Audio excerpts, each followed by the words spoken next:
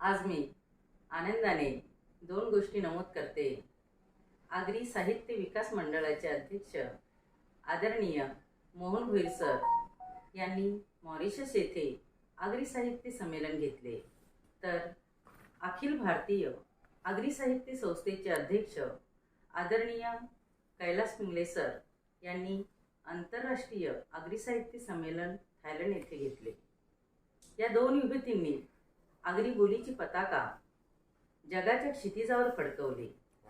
आम्हा आगरी भगिनी आणि बांधवांसाठी ही बाब अभिमानास्पद आहे।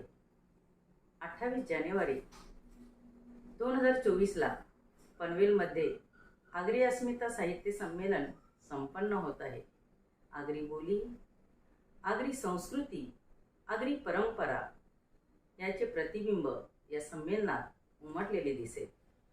आम्ही आगरी महिला व पुरुष मोठ्या उत्साहाने सहभागी होऊन विचारांचे आदानप्रदान करू, नवविचारांचा स्वीकार करू व त्यांचा अंमल करू, समाजाचे प्रबोधन करू, आनंदाचे उधळण करू, मुख्य म्हणजे आगरी अस्मिता जगाला दाखवून देऊ।